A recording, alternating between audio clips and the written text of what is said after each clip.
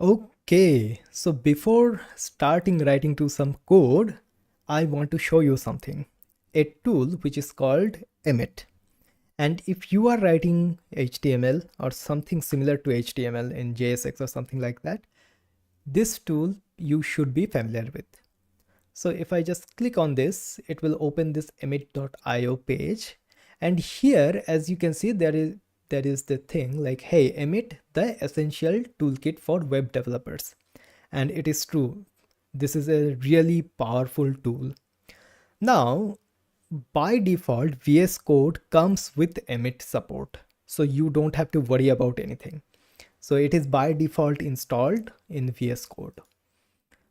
Now let's go back and let's see this cheat sheet, and I will recommend you to have it on your side as well so that you can just reference it too. Now there is a bunch of things which is going on. Now here we have this HTML heading, and the first command which we will be running right now is this one, this exclamation mark. So let's just get rid of that text, and now if I hit just exclamation mark, and as you can see, VS Code is suggesting, and here we have this like, hey, this is an Emmet abbreviation, do you want to use that? And I think I will use that, and it will show you the preview as well. If it doesn't, then you can just hit Control and space to toggle it on and off. Okay, now if I hit just enter, okay, so this is a boilerplate HTML code. So what we will do in this video, we will be understanding what it has generated and how it will be helpful for us. First of all, let's see what happened. There is a bunch of things lying around here and there. So to do this, let's start from the beginning. So inside of this first line, what we have a doc type, and this doc type is calling like, hey, this document type is HTML, and it has an exclamation mark before as well. It is basically saying, hey, this document is a HTML document.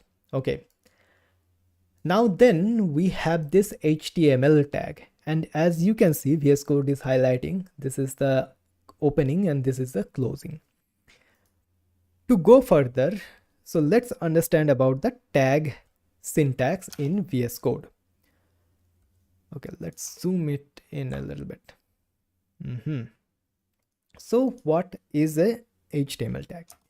As you can see, there are a bunch of tags. For this one, we have the opening and closing HTML tag. If I do this HTML and then if I just hit this, as you can see, this HTML, which is surrounded by these angle brackets, is the opening tag, and this part, which is surrounded by this angle bracket and then a slash and then HTML and then another angle bracket, is the closing tag. And this is the norm, and this is the pattern which you will see throughout the course. Basically, sometimes some like the tags do not have the closing tag, but whenever we will be having that, I will describe it to you. But most of the tags in HTML has an opening and closing tags. So I'll just get rid of this, and as you can see here inside of this tag, there is a bunch of things going on. So here is the HTML opening tag and there is the HTML closing tag. And whenever you are writing HTML code, like every time you have to surround everything with these tags, the HTML opening and the closing tag. And inside of the HTML tag, you will write your HTML code. Okay. Now let's come back to this browser window. As you can see, this is the previous browser window, and here we have some interesting things going on. First of all, that was the text which we have written. Now if we go to here inside of this HTML file, we have another thing which is called the head. This head opening tag and the head closing tag, which is responsible for the data for the HTML document itself. What do I mean by that? Currently, I haven't saved that yet, this file. So if I hit save, Control S, as you can see, Prettier is doing some formatting so that this code has been changed. Now, if I have to refresh, because previously we were missing the body and that was the error which we had. So if I refresh this page, now everything is gone because there is nothing here written, but this document, right? This document is here. As you can see, this is the title. So this title tag is responsible for showing up this title inside of this browser. Okay. Now, if I do something like HTML course and hit save, as you can see, it has auto reloaded because of our extension, which is the live server extension. And here we have this title. Okay. Now, inside of this head, there are a little bit more things, which are two meta tags. What is this meta tags? These meta tags are responsible for the metadata of the HTML document. And we will discuss that later in an in-depth manner.